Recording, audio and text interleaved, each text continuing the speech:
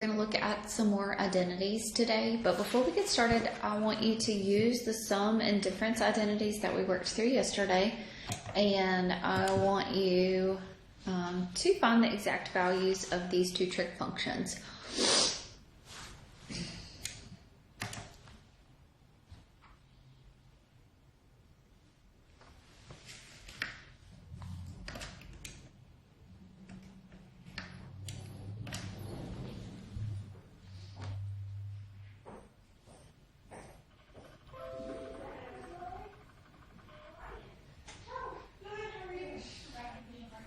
Okay, so here they are. So sine of 7 pi over 12, and I want you to find cosine of negative pi over 12 for me. Find the exact values of each one of these.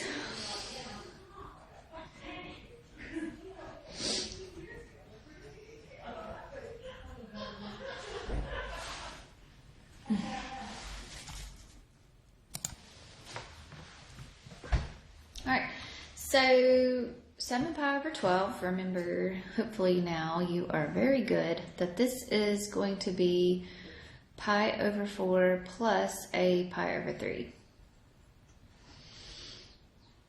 So this will be sine of pi over 4 times cosine of pi over 3 plus sine of pi over 3 times cosine of pi over 4. So sine of pi over 4 is square root of 2 over 2. Cosine of pi over 3 is a 1/2. Sine of pi over 3 is square root of 3 over a 2. And cosine is square root of 2 over 2. So this is going to be square root of a 2 plus square root of 6 all over a 4. Okay, so what about this one? Cosine of a negative pi over 12. So this is going to be cosine of 3 pi over 12 minus a 4 pi over 12, right? That gives you a negative pi over 12. So this is going to be cosine of pi over 4 minus a pi over a 3. Okay, so cosine is going to be cosine of pi over 4 times sine, still going crazy, times cosine of pi over 3 plus sine of pi over 4 times sine of pi over 3. So cosine of pi over 4 is square roots of 2 over 2. Cosine of pi over 3 is a 1/2. Sine of pi over 4 is a square roots of 2 over 2. Sine of pi over 3 is a square root of 3 over a 2. So this is going to be square root of a 2 plus square roots of 6 all over 4. See, they kind of get to be familiar. Okay? Good deal. All right, so today we are going to use the sum and difference identities to prove or to show your double angle identities. Okay? So let's use sum identities to find sine of 2 theta. So what sine of 2 theta is going to be. Okay, so I want to use the sum identities that we talked about yesterday. So 2 theta is the same thing as saying sine of theta plus theta, right? So if it's sine of theta plus theta, then the identity is sine of theta times cosine of theta, because this is my A and this is my B, plus sine of theta times cosine of theta. Well, those two things are the same, so this is going to become 2 sine theta cosine theta. So the double angle identity for sine is going to be 2 sine theta cosine theta.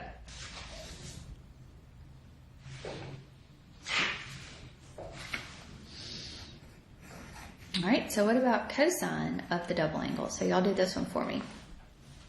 Use the sum identities to show this one, what this one is. So this will be So this will be cosine of theta plus theta, right? So if it's cosine of theta plus theta, then this is going to be cosine of theta times cosine of theta, right? Here's my A, here's my B, minus, because it's a plus, it's a minus, sine of theta times sine of theta. Since those are the same, this is going to become cosine squared theta minus a sine squared theta. So here is your double angle identity for cosine. So it's going to be cosine squared minus a sine squared. You can rewrite this because Pythagorean identity, so I could replace cosine squared with the Pythagorean identity. So let's remember the Pythagorean identity is 1 minus sine squared, like this.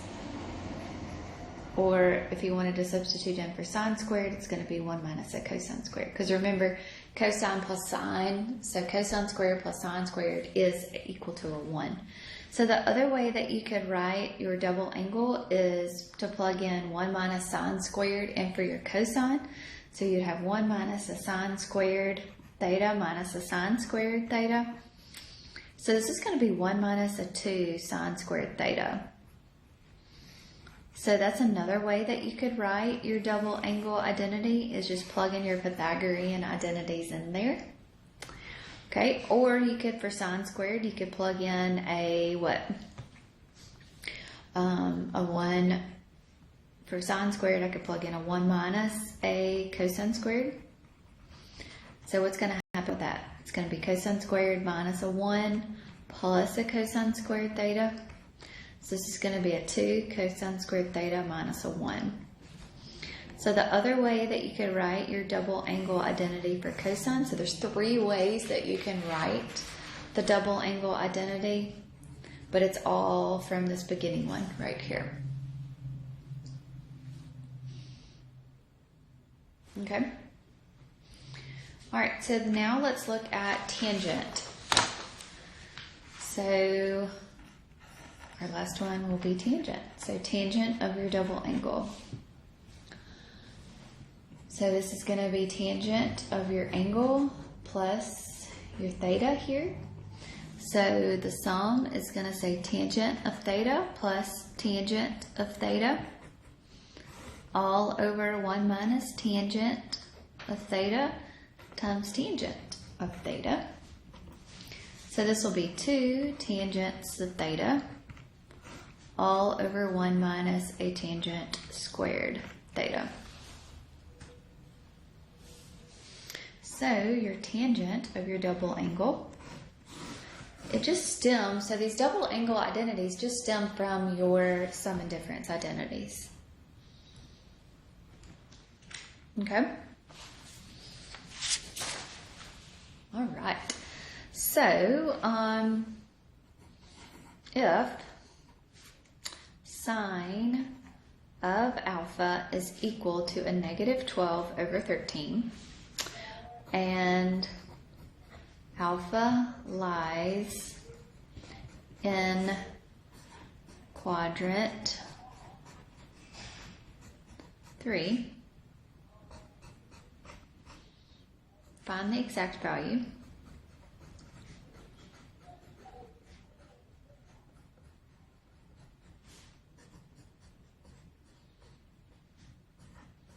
Of sine of 2 alpha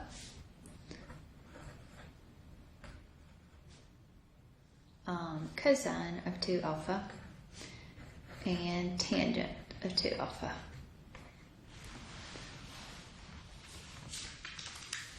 So remember, tangent can also be written as just your sine over your cosine.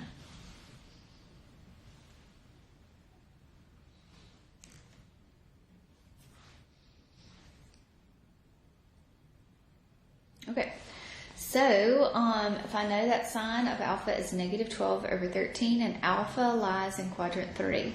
So in quadrant 3, both x and y values are negative. So when I use my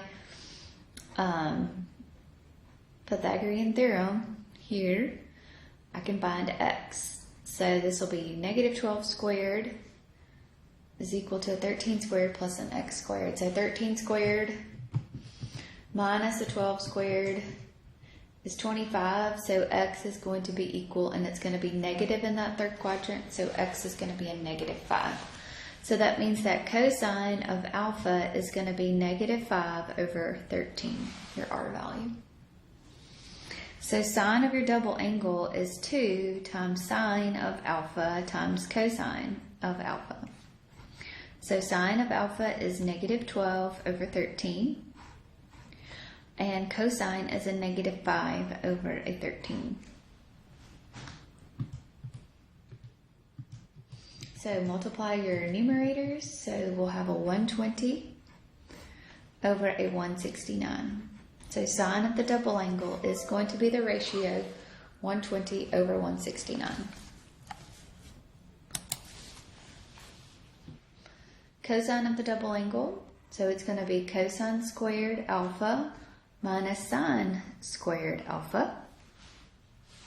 Okay, so cosine, this is the same thing as cosine alpha, all of that squared, minus sine alpha, all of that squared. So cosine of alpha is a negative 5 over 13. So you're going to square that. And sine of alpha is a negative 12 over 13, and you're going to square that. So this is going to be a 25 over a 169 minus a 144 over a 169. So this is going to be a negative 119 over a 169. So tangent of your double angle will be sine of your double angle alpha over cosine of your double angle alpha. Sine of your double angle is 120 over 169. Cosine is a negative 119 over 169. So this will be a negative 120 over 119. Those 169s just go away.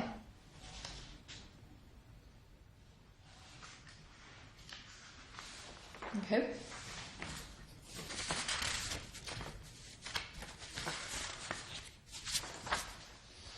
All right, so find the exact value of this.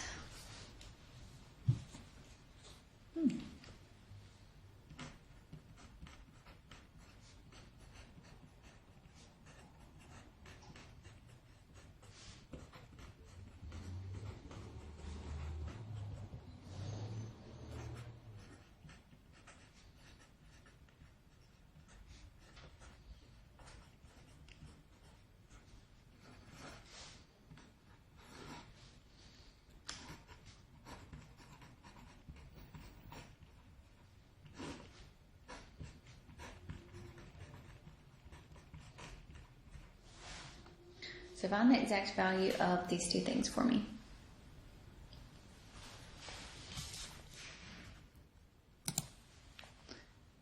Okay, so here this is the double angle identity for sine.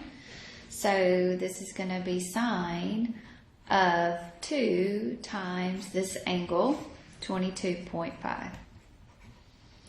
So this is going to be sine of 45 degrees, which is just going to be square root of 2 over a 2. So you need to be able to use your identities like as expanding or combining them. All right, what about this one? 2 times tangent of pi over 8 all over 1 minus tangent squared of pi over 8. Okay, so this is going to be tangent of your double angle. So it's going to be 2 times pi over 8. So this will be tangent of pi over 4, which is just going to be a 1. So those are your double angle identities. Okay, half angle identities. Okay, half angle.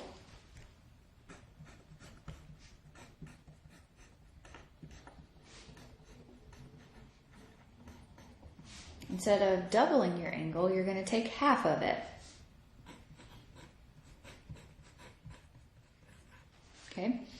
So your half angle identity for sine is going to be plus or minus the square root of 1 minus cosine of your theta, all of that divided by 2. And cosine of your half angle, same thing, is going to be plus or minus the square root of 1 plus cosine of theta, all over 2. Tangents are a little weird. So tangent of your half angle is going to be plus or minus the square root of 1 minus cosine of theta, all over 1 plus cosine of theta. So basically that over that. Or you could say, with a little maneuvering, it's going to become 1 minus cosine of theta over sine of theta. Or it will be sine of theta over 1 plus cosine of theta.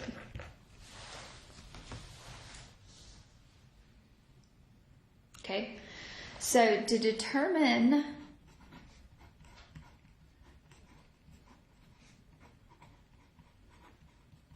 the plus or minus on the outside of the square root,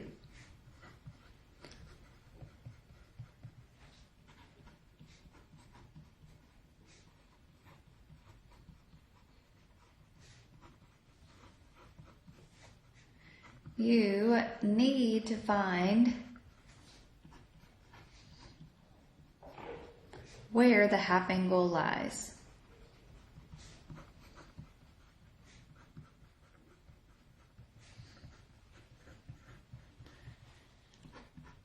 Or I guess that means where means what quadrant. And the quadrant that it lies in will tell you if the sign is going to be positive or negative.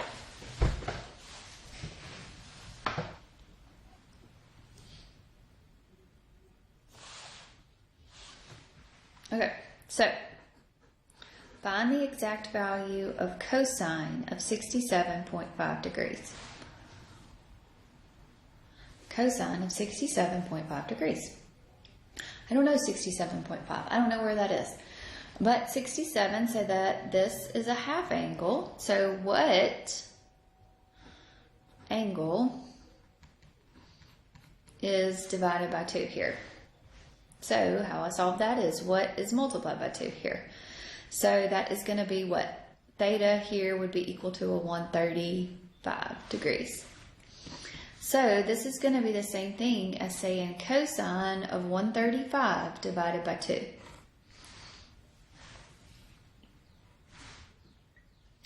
Good. So the half angle lies in quadrant 1. So that means cosine is going to be positive in quadrant 1. So I'm going to use the plus sign on the outside. And it's going to be 1 plus cosine of 135, all of that divided by 2. Well, what is cosine of 135?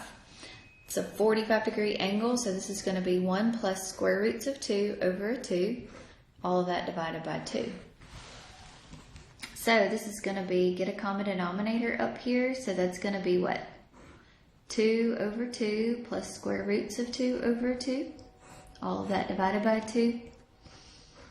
So that'll be 2 plus square roots of 2, all over 2. This will be times a 1/2, right? I'm just going to change that. So division. So this will be 2 plus square roots of 2, all over 4. Which is going to be square root of 2 plus square root of 2, like that, all over a 2. So half angle identities look a little different. Look a little crazy.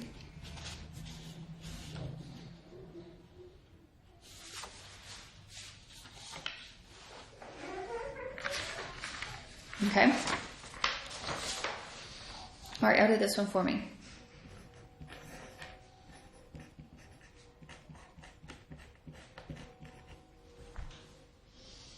So find the exact value of sine of 11 pi over 12.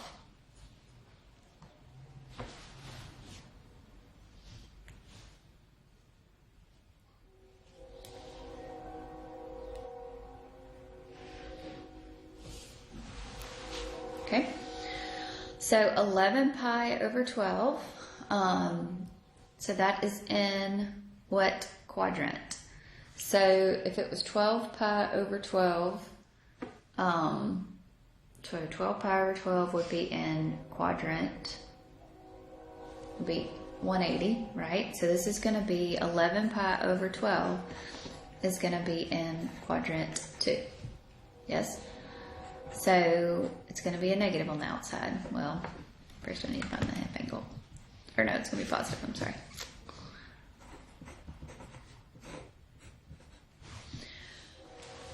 Okay, so 11 pi over 12 is the half angle. So I'm going to multiply both sides by 2 to figure out what the original angle was. So the original angle was 11 pi over 6. So this is going to be 11 pi over 6. So here we go. I'm going to use the plus sign.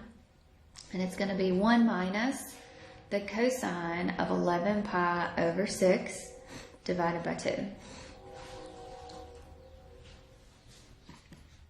So cosine of 11 pi over 6 is going to be square roots of 3 over a 2. So I have to do that whole thing where I get the common denominator. So now this is going to be 2 minus square roots of 3 all over 4. So this will be square root of a 2 minus the square root of 3. All that's underneath the radical. Square root of a 4 is a 2.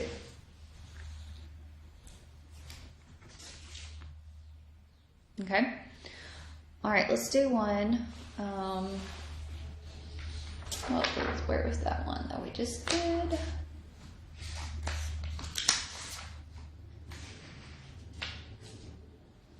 Okay. So if sine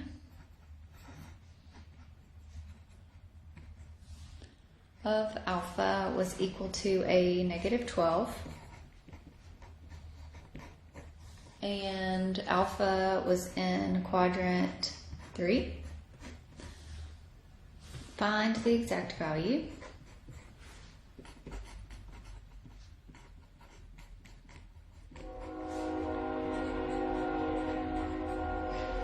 of cosine of alpha over 2. Okay, so we already know that cosine of alpha was a negative 5 over over 13, right? Okay, so I first need to figure out where my half angle lies so I can know what to either use the plus or minus. So remember, it's 1 plus cosine of alpha over 2, and all of that's underneath the square root. But I got to figure out if I need to use the plus or minus. Well, it's in quadrant 3. So quadrant 3 is in between what? Pi and 3 pi over 2, right? Okay, so if I were to divide everything by 2, right? If I divided everything by 2, then this is going to be pi over 2, your alpha over 2, and this is going to be 3 pi over 4. So this is going to end up being in quadrant 2, okay?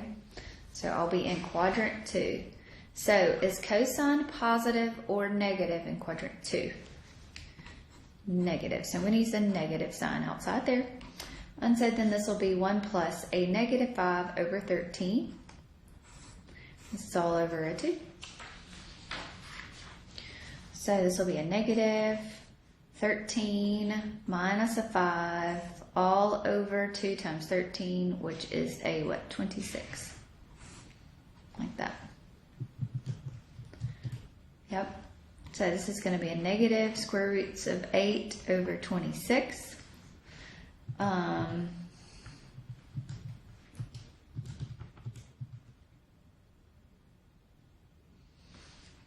So this will be a negative square root. 2 can go into both of those. So negative square root of 4 over a 13.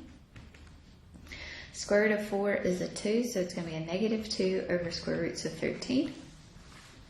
If you rationalize the denominator, multiply by square roots of 13. So this will be a negative 2 square roots of 13 all over a 13.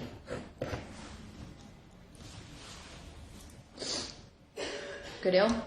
So that is going to be your half angle identities. So finish that up, and now you can do your homework. Let me know if you need anything.